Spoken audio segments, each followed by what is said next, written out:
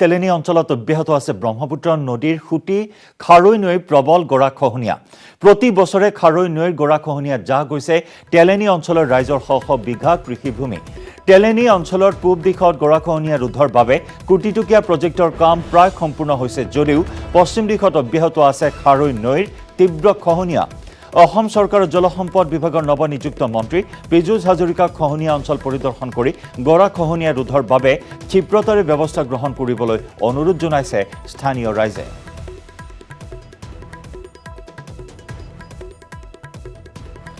আমাৰ গহপুৰৰ সাংবাদিক পলাশ ফুকনৰ ৰিপৰ্ট আগবঢ়াইছো।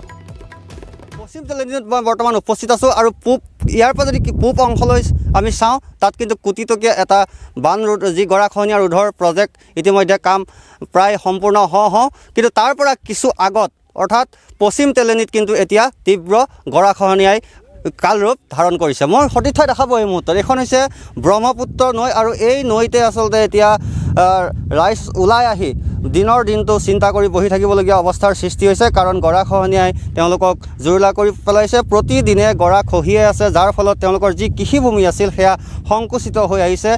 স্থানীয় যথেষ্ট লোক আছে। কওকচোন, যিহেতু আপোনালোকৰ এইটো এটা দীৰ্ঘদিনীয়া সমস্যা, আজিলৈকে কিন্তু সমাধান হোৱা আমি দেখা নাপালোঁ, কি ক'ব? হয়, এইটো এটা দীৰ্ঘদিনীয়া সমস্যাৰ ৰূপে দেখা দিছে। আপোনালোকে যিহেতু প্ৰকাশ কৰিছেই, উল্লেখ কৰিছেই যে ইয়াৰ পৰা 500 মিটাৰ আঁতৰত কল্যাণী দেৱালৰ যিটো কোটিটকীয়া বান্ধ, কল্যাণী দেৱালৰ কাষৰ যিটো ব্ৰহ্মপুত্ৰৰ কোটিটকীয়া বান্ধ নিৰ্মাণ হৈ আছে ইতিমধ্যে সেই সৌ অৱস্থা। কিন্তু তাৰ 500 মিটাৰ আঁতৰ পশ্চিমলৈ আহিলেই আমাৰ তেলেনী গাঁৱত যি গৰাখহনীয়াই তীব্ৰ ৰূপ ধাৰণ কৰিছে, আমাৰ তেলেনীবাসী ৰাইজৰ ৰাতিৰ টোপনি হৰণ কৰাৰ নিচিনাই হৈছে। আপোনালোকৰ জৰিয়তে বন বিভাগকো জনাওঁ যে এই যি তাঁৰসমূহ পৰি আছে সেই তাঁৰসমূহ যাতে থিয় কৰাই এই বনৰীয়া হস্তীৰ যি সমস্যা সেই সমস্যা ৰোধ কৰিবৰ বাবে আপোনালোকৰ জৰিয়তে অনুৰোধ জনাইছোঁ। নিশ্চয়, আৰু স্থানীয় ব্যক্তি আছে, কওকচোন, যিহেতু আপোনালোকৰ এইটো এটা দীৰ্ঘদিনীয়া সমস্যা, বছৰ বছৰ ধৰি গৰা খহিয়ে থাকে কিন্তু তাৰ পৰা কোনো পৰিত্ৰাণৰ উপায় আপোনালোকে বিচাৰি নাপায়, কি হৈছে আচলতে? হয়, উপায় আচলতে আমাৰ হাতত নাই। যিহেতুকে ৰাইজে উপায় কৰাৰ এটাই হাতত ব্যৱস্থা আছে, সেয়া হ'ল আমি জেং কাটি জেং দিয়া বাঁহৰ গোজ মৰা, তাৰ ওপৰঞ্চি আমাৰ হাতত একোৱেই ব্যৱস্থা নাই। বিভাগীয় ব্যৱস্থা কৰ্তৃপক্ষে কিন্তু এই ব্যৱস্থা কৰিব লাগিব। আমাৰ হাতত আচলতে বিভাগীয় কৰ্তৃপক্ষই এই ব্যৱস্থা গ্ৰহণ কৰিব লাগিব। ৰাইজৰ হাতত কিন্তু কোনো উপায় নাই। ৰাইজে কৈছে যে তেওঁলোকে জেং বা বাঁহ দিহে গৰাখহনীয়া ৰোধৰ মাথো চেষ্টা কৰিব পাৰে, কিন্তু সেয়া কিন্তু ফলপ্ৰসূ কেতিয়াও নহয়। আৰু এই ৰাইজে দাবী জনাইছে যে অতি সোনকালে যি চৰকাৰৰ বিভাগীয় কৰ্তৃপক্ষ আছে, জলসম্পদ বিভাগৰ বিষয়াসকল আছে, তেওঁলোকে এই উক্ত স্থান আচলতে পৰিদৰ্শন কৰক আৰু ইয়াৰ ৰাইজৰ যি দুৰ্দশা বুজ লওক আৰু অতি সোনকালে এই সমস্যা সমাধানৰ বাবে চৰকাৰক এতিয়া আহ্বান জনাইছে তেলেনী গাঁওবাসী। বৰপেটা ৰোড আৰক্ষীৰ জালত বাইক চোৰৰ গেং। আৰক্ষীয়ে গ্ৰেপ্তাৰ কৰে 5টাকৈ চোৰক। ধৃত শামছুল আলম, সাইফুল ইছলাম, কাইমুদ্দিন, আইমুদ্দিন আৰু আলতাফ হুছেইন। চোৰকেইটাৰ পৰা জব্দ কৰা হয় 2খনকৈ চুৰি বাইক। বৰপেটা আৰক্ষীৰ সফল অভিযান। বৰপেটা আৰক্ষীৰ অভিযানত জালত পৰিল বাইক চোৰৰ এটা গেং। আৰক্ষীয়ে গ্ৰেপ্তাৰ কৰে 5টাকৈ দুৰ্ধৰ্ষ বাইক চোৰক।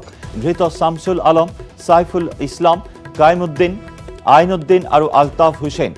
চোৰকেইটাৰ পৰা জব্দ কৰা হয় 2খনকৈ চুৰি বাইক।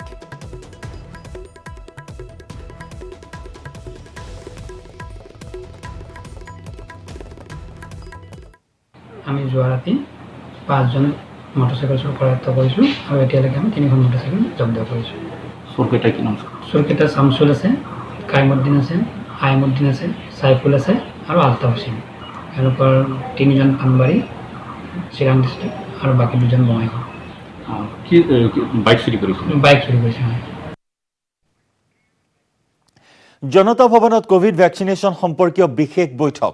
মুখ্যমন্ত্ৰীৰ অধ্যক্ষতাত অনুষ্ঠিত হয় এই বৈঠক। ভিডিঅ' কনফাৰেন্স যোগে ৰাজ্যৰ DC, SP, স্বাস্থ্য বিভাগৰ যুটীয়া সঞ্চালকৰে আলোচনা কৰা হয়। এই মুহূৰ্তৰ এটি গুৰুত্বপূৰ্ণ খবৰ। জনতা ভৱনত কোভিড ভেকচিনেশ্যন সম্পৰ্কীয় বিশেষ বৈঠকৰ বৰ্তমান আয়োজন হৈছে। মুখ্যমন্ত্ৰীৰ অধ্যক্ষতাত অনুষ্ঠিত হৈছে এই বৈঠক। ভিডিঅ' কনফাৰেন্স যোগে ৰাজ্যৰ DC, SP, স্বাস্থ্য বিভাগৰ যুটীয়া সঞ্চালকৰে এই আলোচনা চলি আছে।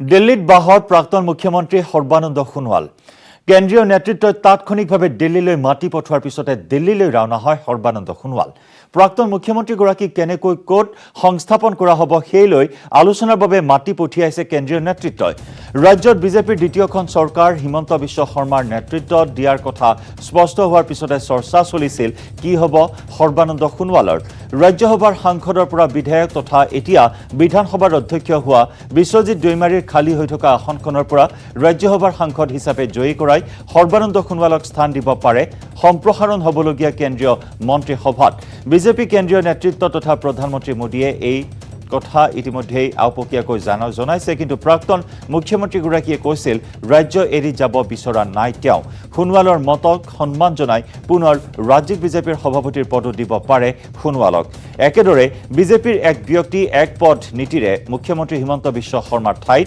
নেডাৰ আহ্বায়কৰ পদো দিয়া হ'ব পাৰে সোণোৱালক এই সকলো জল্পনা কল্পনাৰ অন্ত পৰিব বিজেপিৰ কেন্দ্ৰীয় নেতৃত্বই সিদ্ধান্তৰ কথা ইতিমধ্যে অৱগত কৰাৰ পিছতহে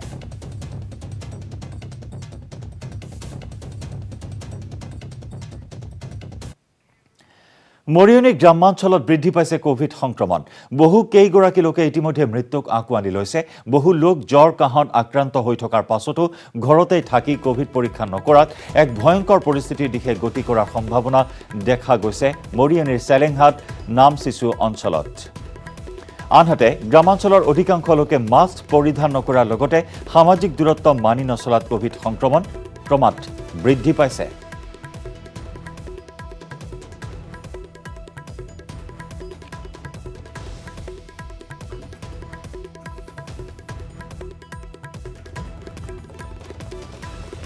মৰিয়নিৰ পৰা আগবঢ়াইছোঁ আমাৰ সাংবাদিক জ্যোতিপ্ৰসাদ গগৈৰ ৰিপৰ্ট মই বৰ্তমান উপস্থিত আছোঁ মৰিয়নি সমষ্টিৰ চেলেংহাট নামচেচুত আৰু এই নামচেচুত কেইবাটাও পৰিয়াল ইতিমধ্যে কোভিড সংক্ৰমণৰ বলি হ'বলগীয়া হৈছে এগৰাকী লোক ইতিমধ্যে মৃত্যু হৈছে তাৰ পাছতে অঞ্চলবাসী আতংকিত হৈ পৰিছে আজি যি এই জনতা নামচেচু যি জনতা হাইস্কুল সেই হাইস্কুলত কোভিড টেষ্ট কৰা হৈছে অঞ্চলবাসীক মই ইয়াৰ যেহেতু স্বাস্থ্যকৰ্মী আছে আশা কৰ্মী এগৰাকী তেওঁৰ পৰা মই জানিবলৈ বিচাৰিম কেনেকুৱা ধৰণৰ পৰিৱেশৰ সৃষ্টি হৈছে কিমানটা পৰিয়াল ইতিমধ্যে কোভিড আক্ৰান্ত হৈছে হয় আমাৰ আজি এতিয়ালৈকে বৰ্তমানলৈকে আমাৰ 7 ঘৰ পৰিয়ালে কোভিডত আক্ৰান্ত হৈছে আৰু জনসংখ্যা হিচাপে 17 গৰাকী মানুহ আৰু তাৰে মাজৰ আজি 12 তাৰিখে যিগৰাকী কোভিডত আক্ৰান্ত হৈ মেডিকেল কলেজত তেওঁক এডমিট কৰা হৈছিলে আৰু সেইগৰাকী ব্যক্তি বৰ্তমান যোৱাকালি তেখেতে মৃত্যুমুখত পৰিবলগীয়া হ'ল আৰু এতিয়ালৈকে বৰ্তমান আমাৰ হোম কোৱাৰেণ্টাইন হিচাপে 2 ঘৰ আছে কিন্তু কোনো পৰিয়ালে এতিয়ালৈকে জ্বৰ হৈছে বুলি নকয় কিন্তু মই জনামতে আন মানুহসকলে কয় যে জ্বৰ হৈ আছে এইটো পৰিয়ালত হয় লুকুৱাই থৈছে আৰু সুধিলে মানে তেওঁলোকে চহীও কৰি দিয়ে মই আৰু এজন সচেতন লোক আছে তুষাৰ পাল আছে মই আপোনাৰ কাষলৈ আহিছোঁ আচলতে গ্ৰামাঞ্চলত সংক্ৰমণ বৃদ্ধি পাইছে বিশেষকৈ মৰিয়নি চেলেংহাটত সংক্ৰমণ বৃদ্ধি পোৱা দেখিবলৈ পোৱা গৈছে ইয়াৰ কাৰণ কি বুলি হয় বা মানুহৰ সচেতনতাৰ অভাৱ হৈছে নেকি ক্ষেত্ৰত নিশ্চয় আমি এতিয়া দেখিব পাইছোঁ এতিয়া গ্ৰামাঞ্চলবিলাকতে সংক্ৰমণ হৈছে আৰু ইয়াৰ প্ৰধান কাৰণ হ'ল মানুহৰ মানে অমনোযোগিতা মানে মই বিশেষভাৱে এই ক্ষেত্ৰত লাগি আছোঁ সজাগতাৰ কাৰণে লাগি আছোঁ তথাপি আমি দেখিব পাইছোঁ মানুহবিলাকে এই ক্ষেত্ৰত একদম অমনোযোগ তেখেতসকলে মানে এটা সময়ত পিন্ধে মানুহ দেখিলে পিন্ধে হয়তো আপোনালোকৰ কেমেৰা দেখিলে পিন্ধে বা পুলিচ দেখিলে পিন্ধে তাৰপিছত আকৌ একে হৈ যায় আৰু দেখিছোঁ বিশেষভাৱে কিছুমান জেগাত আমি গোট খাই 10জন 15জন মানুহ ল'ৰা তাতে মানে আড্ডা মাৰি থকা আমি দেখিব পাইছোঁ আমাৰ পুলিচ প্ৰশাসনৰ অভাৱ কাৰণ আমাৰ টিয়ক থানাৰ পৰা ইয়ালৈ আহিব নোৱাৰে চেলেংহাট থানা ইয়াত ঢুকি নাপায় গতিকে আমাৰ কথাটো হ'ল যে আমাৰ চেলেংহাট অঞ্চলত মানে সজাগতাৰ অভাৱ হৈছে আৰু মানুহে ইয়াক মানে হেৰিভাৱে মানে এটা মানে সজাগ হোৱাৰ মানে যিটো মানে পৰিকল্পনাটো লোৱা নাই আৰু যাৰ কাৰণে এই সংক্ৰমণটো বৃদ্ধি পোৱা বুলি আমি গম পাইছোঁ নিশ্চয়কৈ আচলতে এই যি গ্ৰামাঞ্চলৰ যি আচলতে এই পৰিৱেশ যিহেতু সংক্ৰমণ বৃদ্ধি হৈছে প্ৰত্যেক দিনে কোভিড পজিটিভৰ লোক ওলোৱা দেখিবলৈ পোৱা গৈছে এনে অৱস্থাত স্থানীয় যিসকল লোক আছে তেওঁলোক আতংকিত হৈ পৰিছে আৰু এই ক্ষেত্ৰত প্ৰশাসনৰ কিছু দুৰ্বলতা আছে বুলি ক'ব পাৰি কাৰণ যিহেতু আৰক্ষী প্ৰশাসনে যি ধৰণে গ্ৰামাঞ্চলৰ লোকসকলক সচেতন কৰাৰ ক্ষেত্ৰত বা তেওঁলোকে ইয়াত পেট্ৰলিঙৰ ব্যৱস্থা কৰিব লাগে যে সন্ধ্যাই নহয় আৰু তেওঁলোকে মাস্ক পৰিধান কৰিব লাগে অঞ্চলবাসীয়ে বা যিসকল লোক ওলায় কিন্তু তেনেকুৱা ধৰণৰ এটা শিথিলতা দেখিবলৈ পোৱা গৈছে আৰু যাৰ ফলত মৰিয়নি যি চেলেংহাট অঞ্চল আছে নামচেচুত আছে ক্ৰমান্বয়ে সংক্ৰমণ বৃদ্ধি পাইছে অৱশেষত আপোন ঘৰখন বিচাৰি পালে ৰাণী ৰশ্মি মণিকা আৰু অভিঘটে অনাথ 4 শিশুক তুলি ল'লে 7 সাগৰ 13 নৈৰ সিপাৰৰ 2 দম্পতীয়ে ৰাণী ৰশ্মি মণিকা আৰু অভিঘটক বিদায় জনাৰ সময়ত উচ্চুপি উঠিল তিনিচুকীয়াৰ গংগাবাৰীস্থিত কেশৱ বাহেতি সূৰ্যোদয় শিশুগৃহৰ সকলো লোক। নিৰাপদ আশ্ৰয়, অকৃত্ৰিম মৰম স্নেহ, জীৱনৰ হেৰুৱা হাঁহি উভতাই পালে ঘাটমাউৰৰ ৰাণী ৰশ্মি মণিকা আৰু অভিঘটে। কোনোবা দুটি শিশু যদি অসহায় অৱস্থাত উদ্ধাৰ হৈছিল ৰেল ষ্টেচনত, আন দুটি শিশুক কোনোৱে পদপথৰ পৰা উদ্ধাৰ কৰি গতাই দিছিল তিনিচুকীয়াৰ গংগাবাৰীস্থিত কেশৱ বাহেতি সূৰ্যোদয় শিশুগৃহত। পৰিস্থিতিত পৰি পিতৃ মাতৃ হেৰুৱা মৰমকণ অৱশেষত যেন পুনৰ উভতাই পালে ঘাটমাউৰাৰ ৰাণী ৰশ্মি মণিকা আৰু অভিঘটে। অসহায় শিশুকেইটিক তুলি ল'বলৈ সুদূৰ ইউৰোপৰ মাল্টা নামৰ ঠাইখনৰ পৰা তিনিচুকীয়ালৈ ঢপলিয়াই আহিল দৰিলি ভিলা, এলটন ভিলা আৰু কাউডিয়েন মাইচিলি নামৰ 2 দম্পতী। কেশৱ বাহেতি সূৰ্যোদয় শিশুগৃহত উপস্থিত হৈ চেণ্ট্ৰেল এডাপশ্যন ৰিচোৰ্চ অথৰিটিৰ অধীনত শিশু 4টিক তেওঁলোকৰ হাতত অৰ্পণ কৰে শিশুগৃহ কৰ্তৃপক্ষই। এই প্ৰক্ৰিয়াই আমি হেৰাই যোৱা শিশুৰ শৈশৱৰ তেওঁলোকৰ যিবোৰ তালে এক আনন্দৰ বাৰ্তা বহন কৰি আছে। আৰু লগতে এয়াই নহয়, অসম, ভাৰত, আনহাতে অন্য এখন পৃথিৱীৰ অন্য প্ৰান্তৰ লগতে যোগসূত্ৰ স্থাপন কৰিছে। এয়া এক আমাৰ যোগাত্মক এক পদক্ষেপ বুলি আমি ভাবিছোঁ।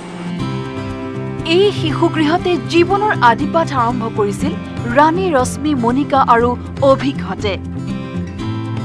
বিগত 4 বছৰে শিশুগৃহৰ বুকুতেই পিতৃ মাতৃ হেৰুৱা মৰম আৰু ভালপোৱা বিচাৰি পোৱা শিশুকেইটিক বিদায় জনোৱাৰ সময়ত আৱেগিক হৈ পৰিল শিশুগৃহটোৰ কৰ্তৃপক্ষ আৰু কৰ্মচাৰীসকল। সিহঁত আমাৰ নিজৰ সন্তানৰ দৰে। সিহঁতক 7 সাগৰ 13 নদী পাৰ হৈ ইউৰোপৰ মাল্টাৰ পৰা